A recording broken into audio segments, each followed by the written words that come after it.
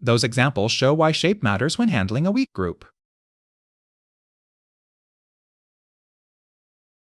Here's another example. Let me set up a few stones. In a position like this, white invades here.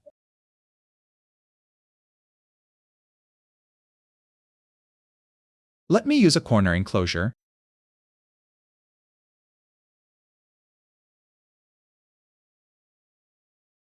White invades. Many students think, this area is mine, so I must kill that group.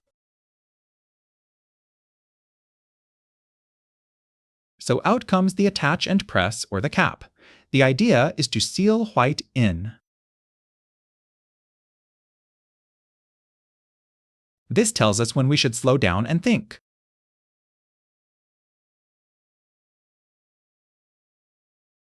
Young or old, if you are one of those players who moves quickly, you really need to ask yourself, when should I slow down and think?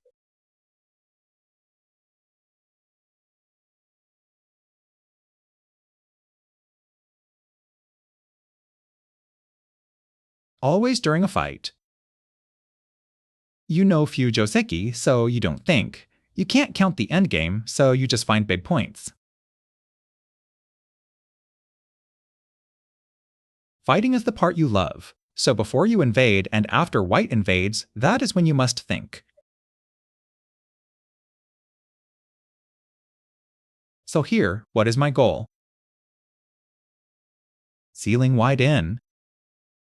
Next question, can I actually seal white in?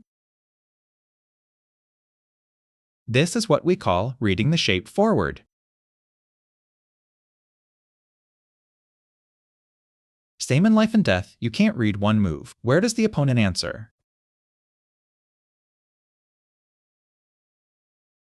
Same when playing. That is why this basic course is life and death plus shape. Black's attachment is a beginner's shape. White answers an attachment with a hane, and black's shape is awkward.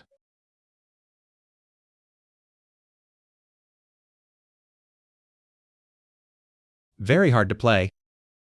If black retreats, white pushes out its head. Even a quiet tiger's mouth gives eye shape here. That's bad for black. Someone asks, what about cutting here? White atterus, then bumps sideways. White won't just block and hang a tiger's mouth, mediocre. White bumps, aiming to block. If black answers, white hanes, and black's corner is damaged. So black cannot seal. What about extending? White bumps, attaches, or safely makes the tiger's mouth. White is nearly alive. Here is the point. The shape cannot support what you want to do.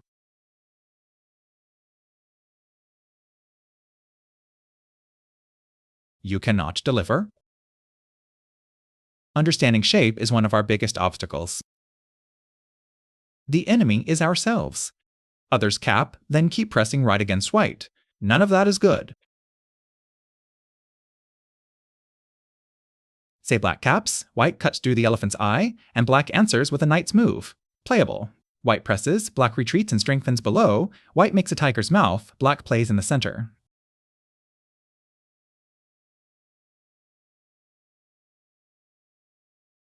At least that thinking is correct.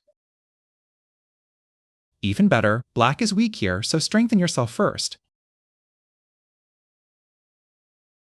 You must spend a move here anyway. As the saying goes, sharpening the axe never delays the cutting. Or, as I always say, make a fist before you punch. Tighten the fist first. Now white either makes a one-space extension to live or runs outside. Either way, it doesn't affect black.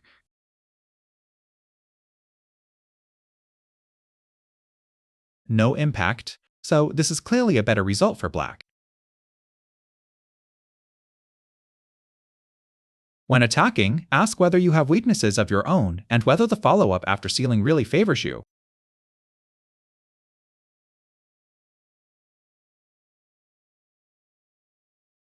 To learn and understand shape, the first requirement is simple. You must do enough thinking.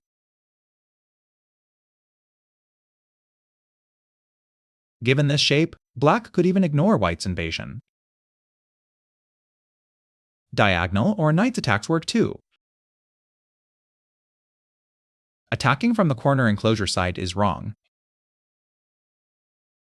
The enclosure is already thick. Attack from thickness, white jumps, black must patch the right, and white jumps away. Or, white invades again on the right, capture on the left, white attacks on the right. Now black's weaknesses are clearly exposed. Think about boxing. Nobody jabs at an opponent with fingers spread out. My drawing looks like a cactus.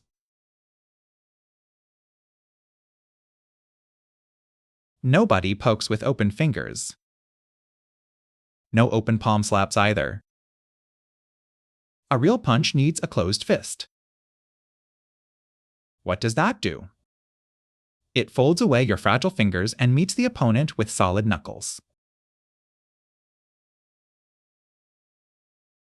Next, you aim. You can't just stand there with a fist, swinging at the sky while your opponent watches you, wondering what on earth you are doing.